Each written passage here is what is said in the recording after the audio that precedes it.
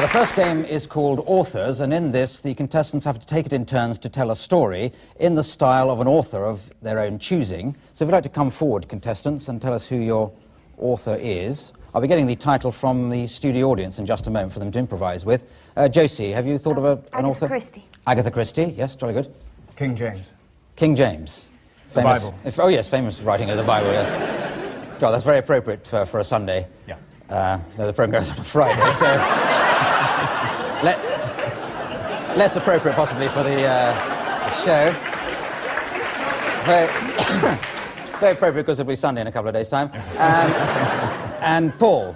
Do-it-yourself technical handbook. Yes. Marvellously well-read you are, Paul. And John, who have you gone for? I'm going to do Gabriel Garcia Marquez. And a very popular choice with the audience here. We've been reading him during the week, just to... Now, from the studio audience, I'd like, if possible, a suggestion for the title of a story for them to tell. A Day in the Life of a Horny Llama. A Day in the Life of the Horny Llama. Yeah. Have you read a story called that already? Or in the process of writing one? Or... You write them regularly, so you're using this like a publicity plug for your own book. Yes, well, don't do it again. Okay. The Day in the Life of a Horny Llama. Just outside the street of Wilson Mansions, Hercule Poirot was walking along with his assistant Hastings, trying to get this llama off his leg. Hastings, you're probably wondering why I've brought you to this street today. Well, it's this llama I've got on my leg. I can't seem to shake it off, Hastings. And Hastings did say unto Poirot, take this llama, go unto the garden with it, show it to another llama. And the llama did beget llama, that did beget llama, that did beget llama, that begat llama, that begat llama. And Poirot said to Hastings, get this llama off my back. And Hastings said, do it yourself. It was this point that he had passed a doorway and he said, you notice this door has been planed on both sides. If you notice that the grommets on the backward side or handle have been double screwed back to utilise a double sink after you dig out the sunk piece of glass. Piece of glass, yes. The Colonel, Balazar Alcazar Diaz Macaya, had often looked down into Macondo. Only the other morning he had got up to see his wife rise from her bed in beautiful Colombian silk, only to turn into a large white bird. Or was it a llama? Thank you very much. Thank you. Okay.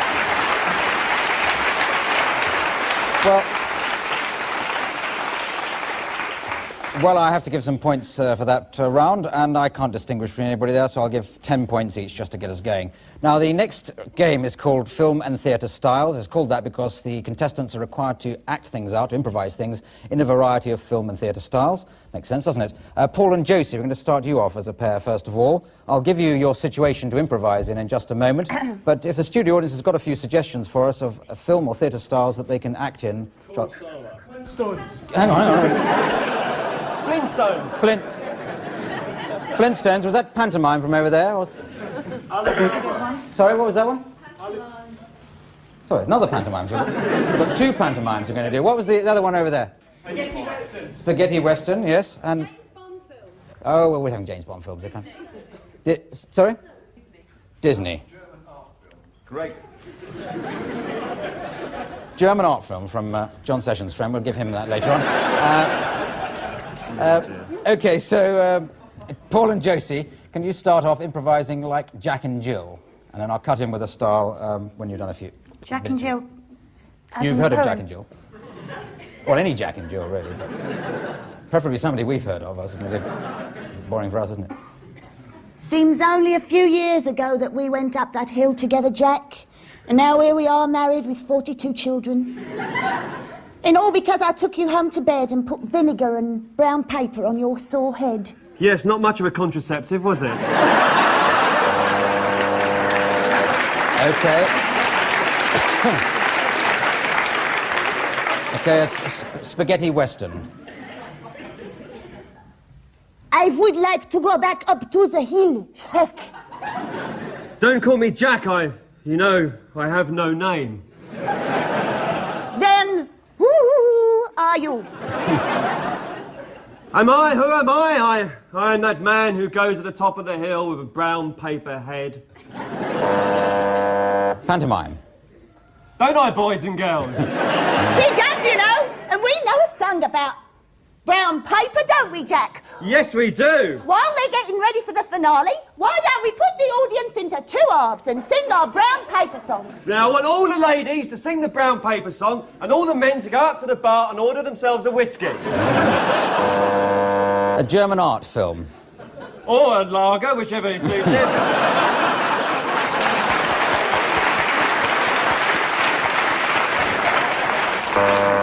All right, end on a Bond film. Wait a minute, you see this cigarette lighter here? If I press this button, it turns into a helicopter. Oh, that's brilliant. Why, I've got something here. I've got this comb, and if I go like this with one of the teeth, I break a tooth of it.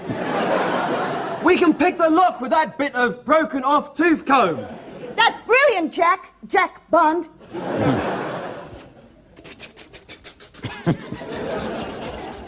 We should have got in it, don't you We think? should have done, yes.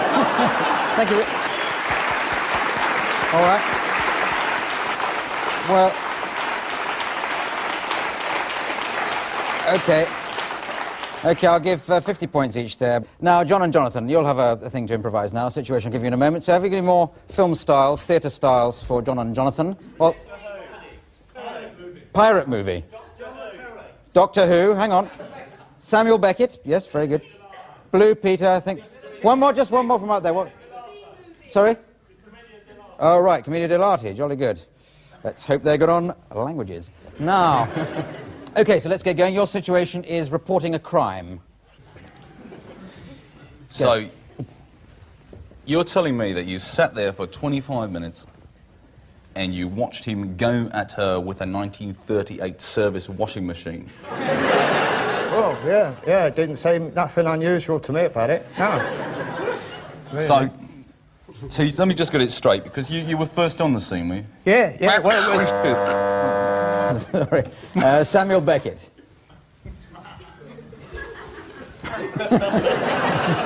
I've been in the bucket for a while now, still now, old, no time, ongoing. Are you curtain now? God, no. Where's my dad? Where's my God? No. Now you're asking me. Now. Did you see it? Did you say you saw it? I saw the crime, I saw him hitting, I saw him boof, bash down the world beginning, and then all we fall, all to end, all time gone. A pirate movie. Pirate movie, so...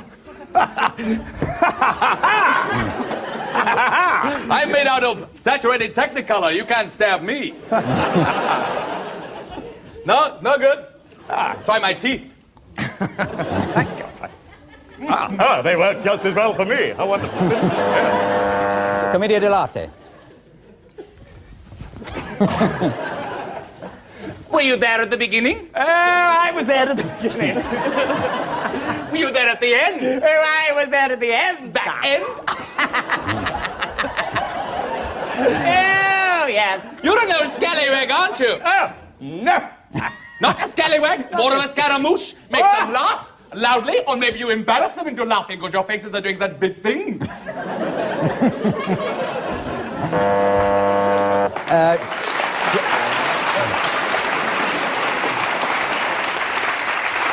And one more to end on, as in a Le Carré. You washed up, George. You washed up in the washing machine, spinning round and round. You know what it is to go west, George? That's just your opinion. My opinion doesn't come into it. You are too late with Clydesdorf, and you're too late now.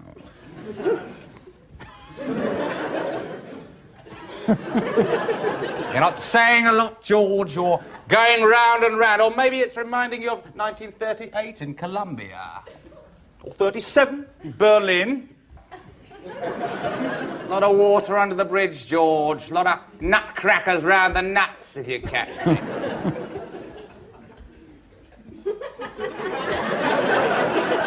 What did they do to you?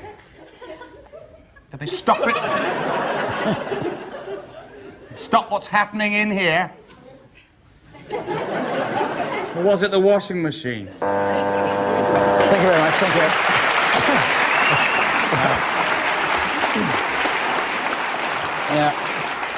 Yeah, I'll let you go on a bit there on the off chance you might mention reporting a crime again, but I'll give you 50 points each anyway. Now, the next round is called The World's Worst. It's a quick-fire round. Everybody's involved. You'd like to come forward and stand on the world's worst step there. And just as they think of them, contestants have to think of and pretend to be the world's worst people to be auditioning for a part in Romeo and Juliet. So I'll buzz when I've got enough of you to get the idea. So go ahead. The more you do, the more points you get, if you're interested. Oh. So, Miss Juliet's 15 then, is she?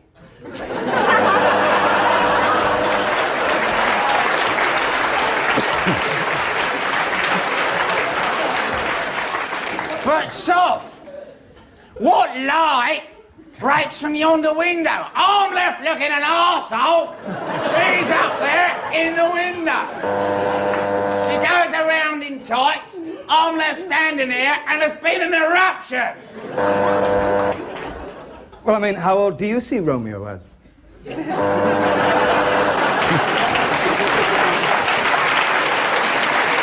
more? Any more? No? More from John. Oh, I suppose it'd be 1958 I was doing it last. But I think it's the way that...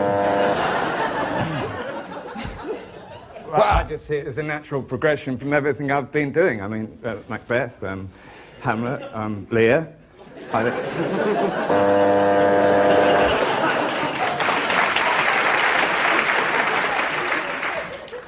Oh, yes, I think I'd be just right for the part, actually. I mean, Shakespeare is my favourite writer.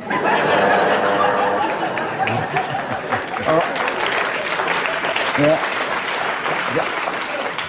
It's not about being handsome, it's about being passionate.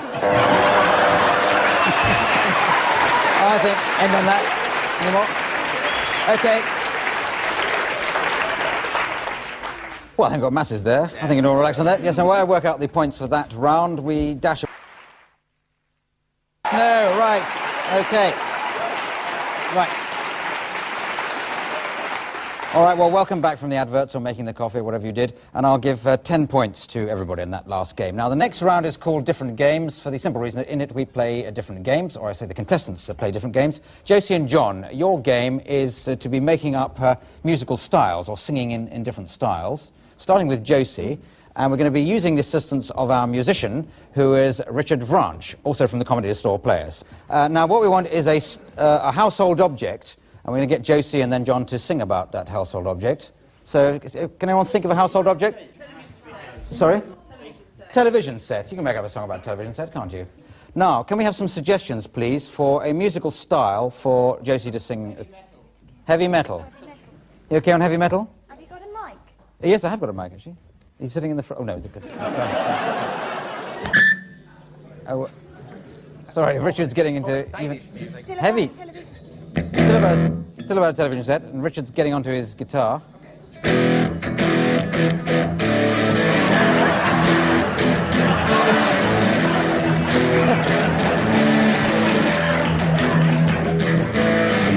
Baby, baby, I love you. Can you hear me, son? Come and treat me like a television set. Come and twist my knob.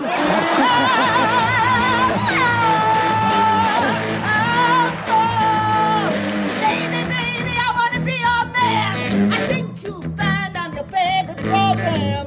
Come on, baby, see the screen. On the telly, you can hear me scream. Thank you, Josie. Yeah, okay. Yeah. Okay. All right. Well. I don't know. Well, we better have something meaty for John to do it in the style of now. Funk. Sorry? I think that was a style, and not just a comment. So, John, Can you do it in a television set still, in the style of folk? You've even come along wearing a sort of Aaron jumper, just to... You come dressed for a folk heckle. Very good. Okay. Go. I'll do it by myself. Oh, okay, I'll do it by myself. A morning came up, it came round and down. The dairy folk outside Derby, they came down to the town.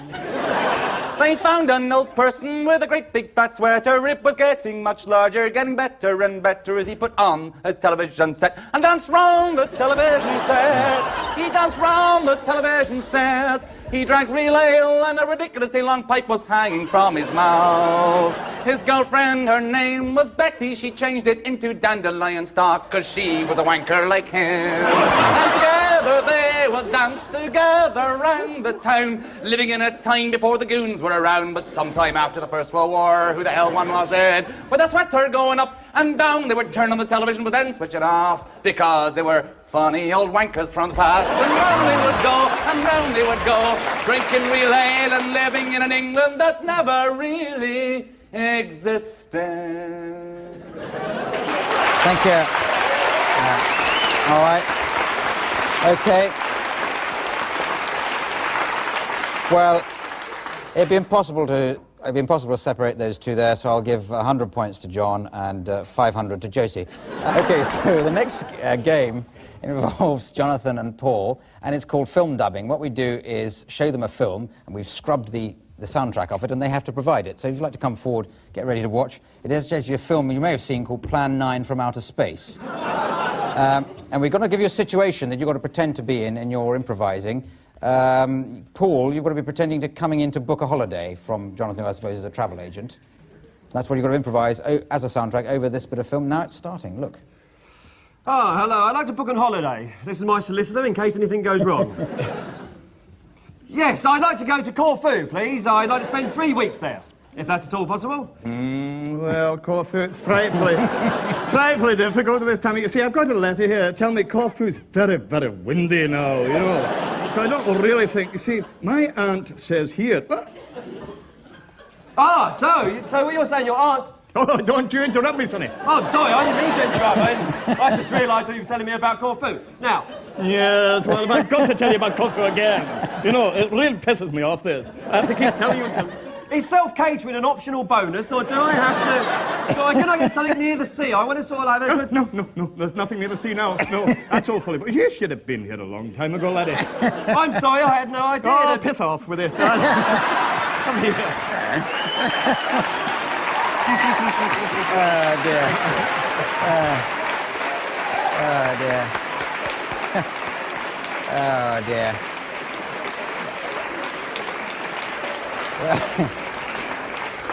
Very good. They'll never believe this isn't cheated because that's exactly what the soundtrack was. In the original, I got...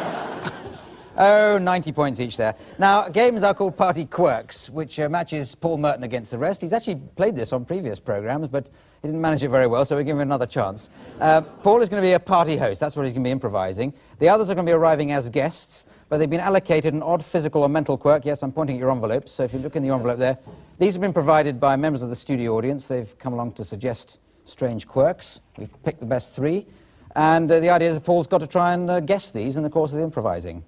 Right, OK, Paul, I'll come down here and improvise giving a party. The others will be arriving at the door, which is round that side of the set, but I'll be providing the noise, the doorbell noise, as they arrive. So you'd like to queue up, ready? Right, OK, you ready? Have you started improvising a party?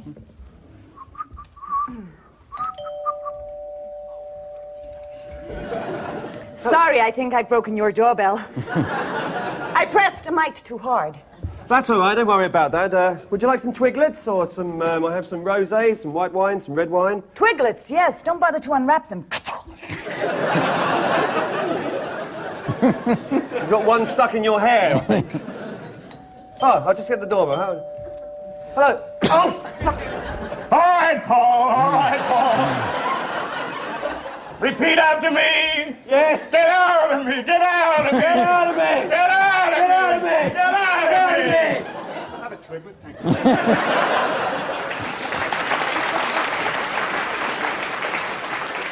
Have you come to see about the rates? Say it again. Get out of me. Get out of me. Get out of me! Get out of me. Get Lie out of down, me. Paul. Lie down, Lie Paul. down, lie This down. won't take long. Okay. Okay. Hang on, I just Shall I answer the door for you, Paul? Yes, Wonder Woman, answer the door. Oh, well done. Okay, wonderful. That's close enough. Hang on a moment, I'll just get this. But where were we going? Where could we be? We were, of course, French. Our long navels going in and out underwater. Oh, sorry. Okay. I'm sorry, you got it right. I'm a complete imbecile. Okay, we'll give you that one, Paul, because... Jacques Cousteau, he's possessed by the devil. yeah. Well, there it is. All right. Well, I think I'll give 20 points each to each of the improvisers, and maybe 15 to Paul, because I think he had to be given just a little bit of help there by having it explained to him. Yeah. No, not bad at all. So all I have to do is to tot up the points here, and I see that this week Josie Lawrence has won. So well done, Josie.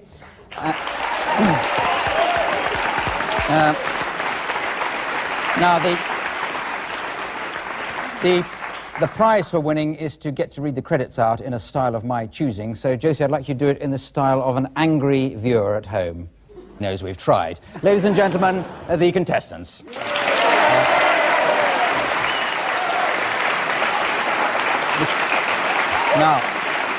Now, the first game is called Authors, and each of the contestants has come along with a famous author in mind, ready to tell a story in that author's style. So, try to come forward to the author's position, right down there.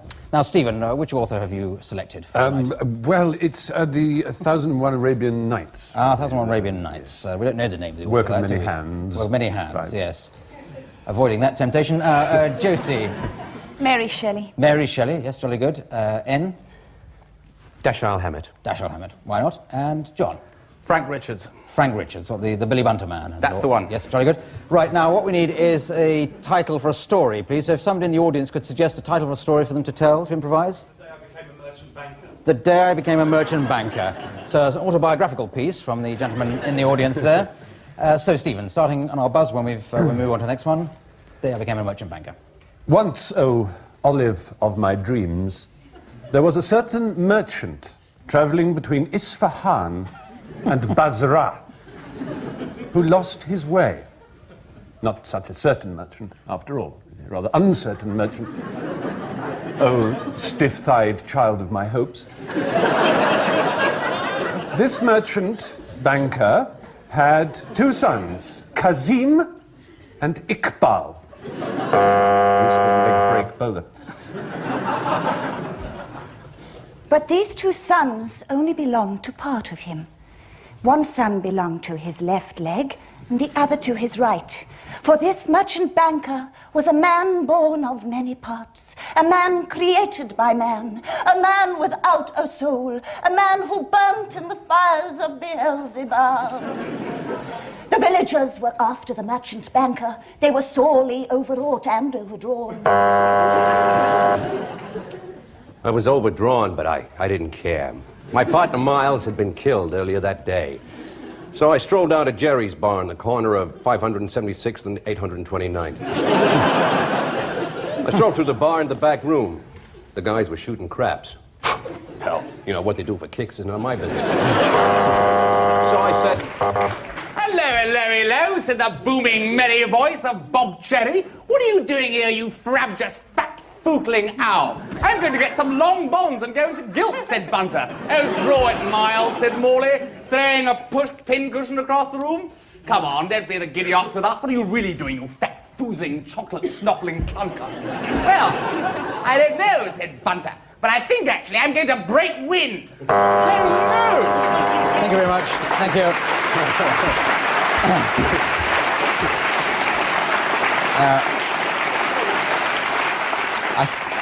Acting on that intellectual note, I'll introduce a scoring system, and it'll be 18 points for everybody in that game.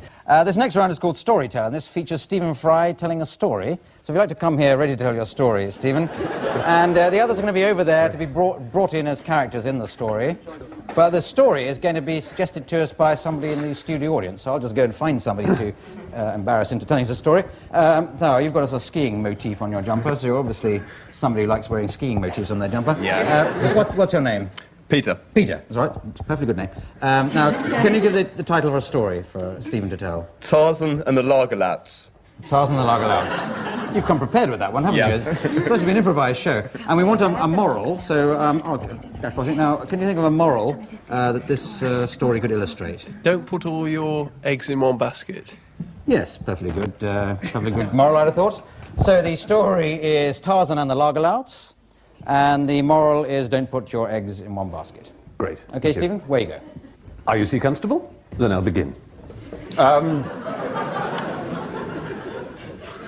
Deep, deep in the jungle, just off Junction 7 of the M4, Tarzan moved across the savannah.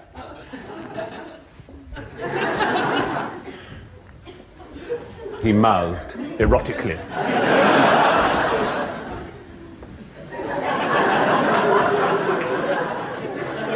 It's ever so hot in the jungle. I can really vouch the lollies of them monkeys up there.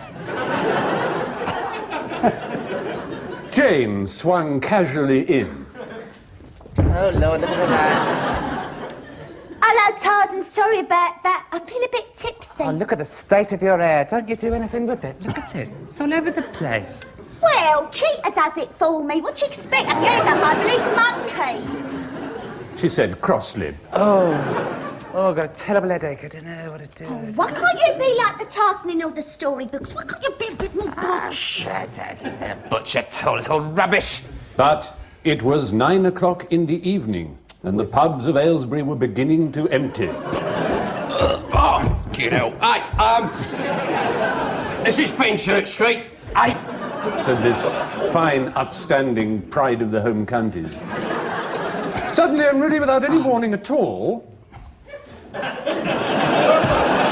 Excuse me. vomited. You can have that later. Do you want a lager, by the way? Sorry, I'm being very rude. I'll try one. You're very common, aren't you? Tarzan's patience was beginning to wear thin. He decided to kick the Lagerlout very hard in the stomach. Oh, just sit down over here if you don't mind. But he did so all the same, though the Lagerlout was sitting down. And the Lagerlout caught first one leg of Tarzan's, which he held in his... and then the other he caught. And the moral of the story is don't put all your legs in one basket. Brilliant.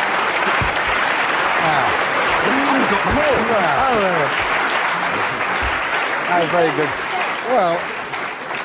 Well, that bizarre combination of Tarzan with Round the Horn, brilliantly acted by everybody. I think 10 points there, but for that brilliant ending there, Stephen, I think you deserve a bonus, so a half point extra for you. Now, this next game is called The World's Worst, and everybody plays part in this, so if you like, or takes part in it, if you'd like to come forward on the world's worst step there, ready to step forward with the world's worst person, or world's worst thing to say when being introduced to a member of the royal family. So just as you think of them, I'll buzz when I've got the idea. World's worst person to be or thing to say. Hello, you're still living in the 50s. How extraordinary. Cigarette?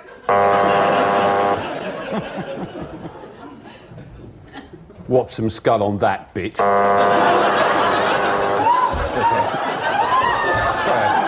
I didn't say that. No, it's odd. In fact, I didn't say that. It's very odd. I'm sorry. Sorry. Yeah. You look taller on Spitting Image. Oh, hello, Prince Charles. I wonder if you'd like to be invited to our annual Christmas dinner. I'm a member of the Architects Association.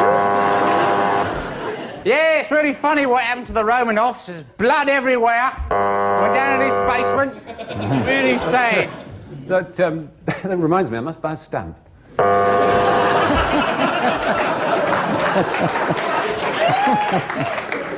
No, we have met before, actually. It was the Widmore Club, wasn't it? Oh, sorry, Your Majesty, I won't curtsy if you don't mind. I've got a cold and I'm dripping from every orifice. Is it that you do breathe and don't go to the toilet, or is it the other way round? Majesty.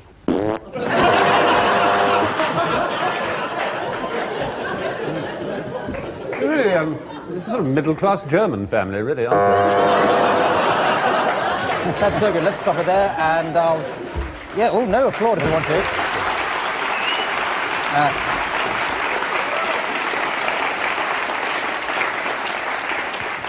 But for some reason, I need a few minutes to add up the points on this particular round, which gives them time to show some adverts to you, so back soon.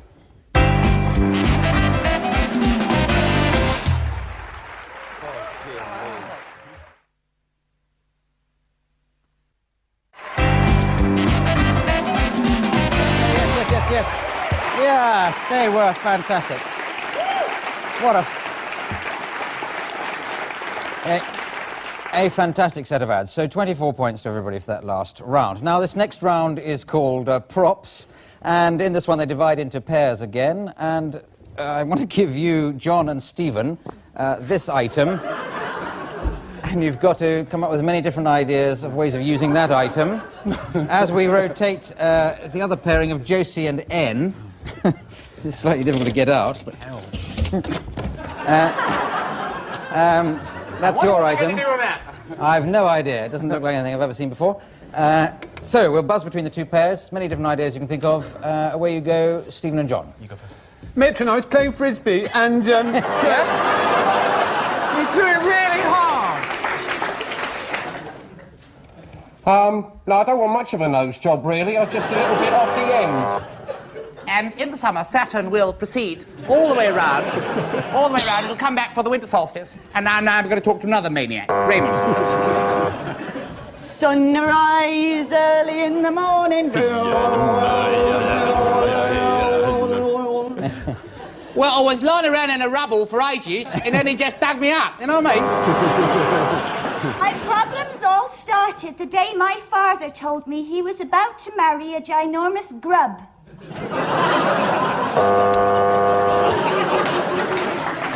Come closer, Mishton. Closer to the silly piece of plastic we have in the centre of the studio to indicate some faraway hypothetical century. Have you been on Blake 7 before? And how many of these are in the packet?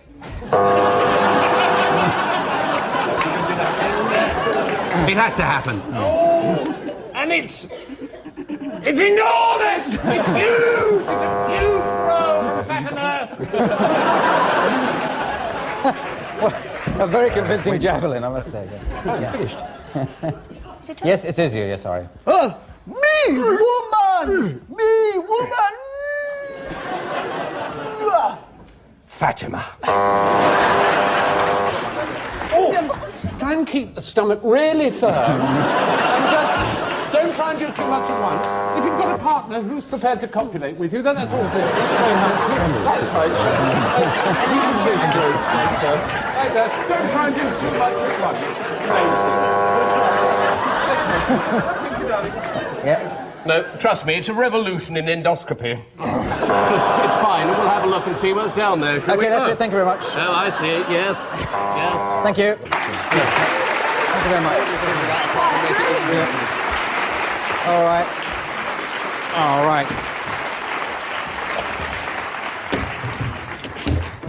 I think I'll just leave that there. Well, that's easily the best props we've had ever, and 1 point each.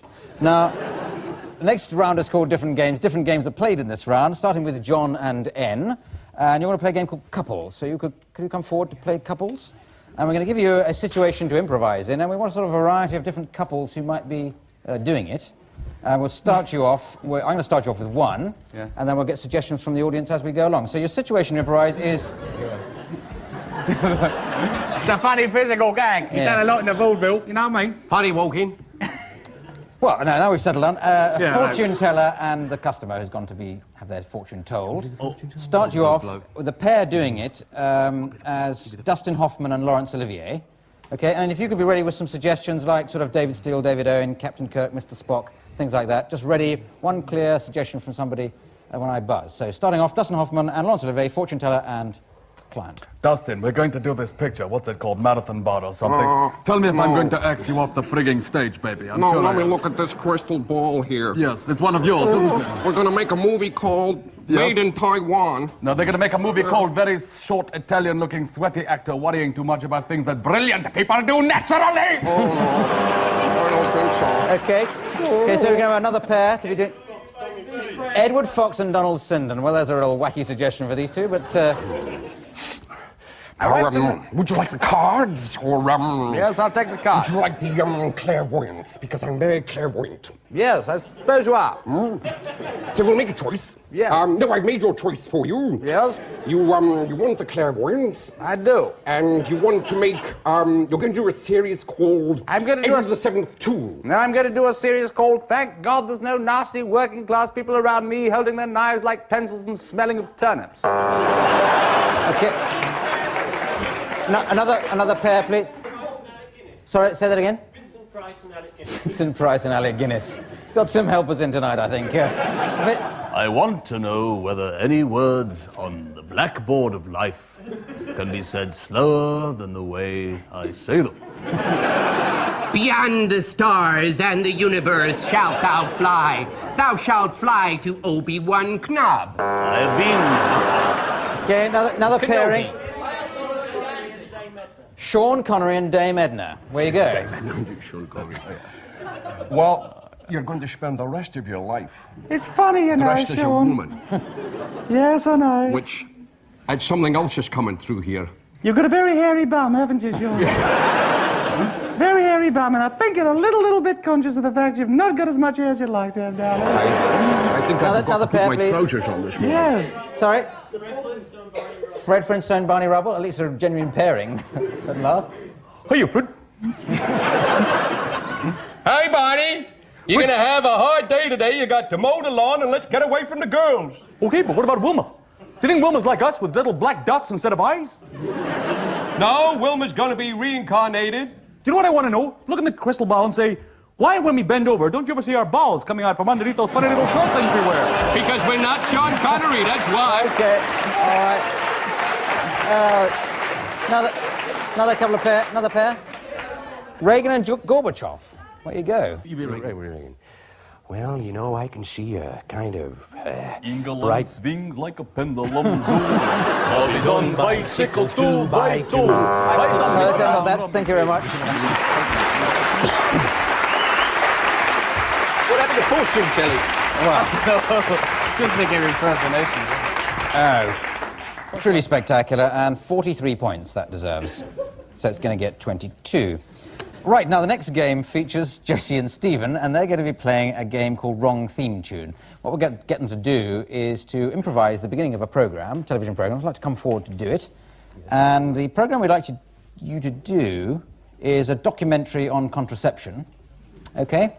But in the style of the theme tune, which you're going to hear now, just played in for you now.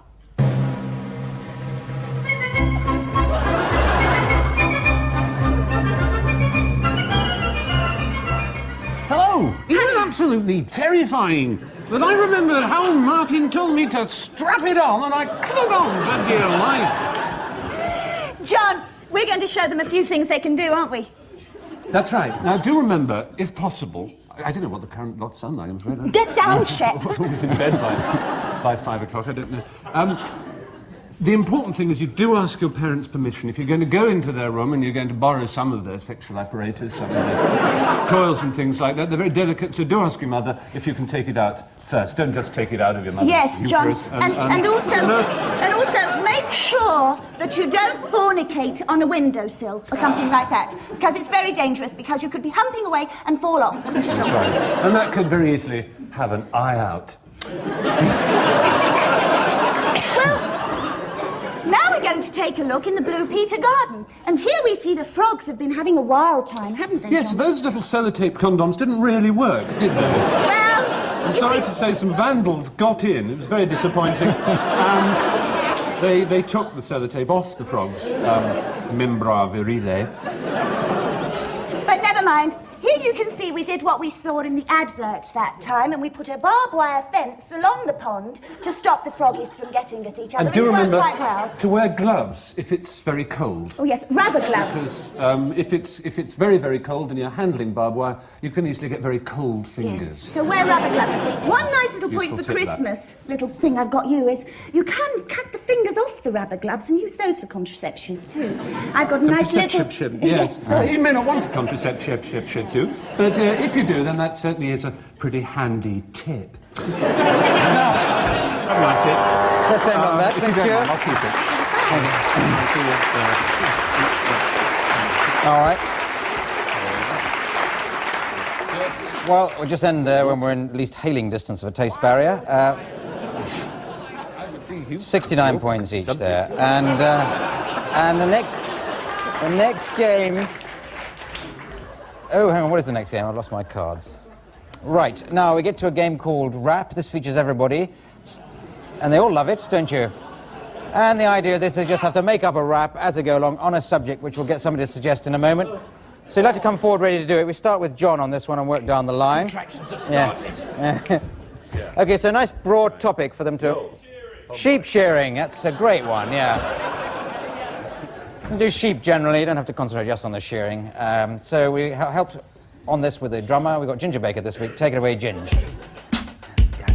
You gotta button the mutton. Say you button the mutton till your mutton is hurting. It looks like Timothy Hurton. You get the mutton, baby. You get your sheep on the clean, and then you can say you can put it in the pastures that are so green. Yeah. Black sheep, have you any wool? Yes, sir. I said 3 bags full. I said 3 bags full. Get on down, baby. Black sheep, have you any wool? Yes, sir.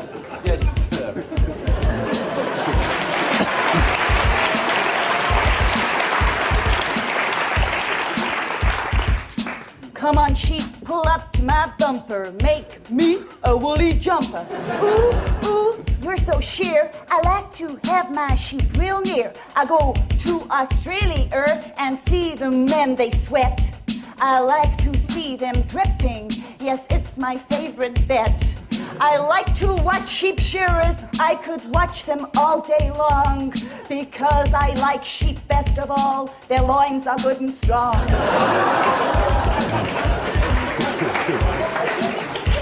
Mary had a little lamb. No, I can't do that.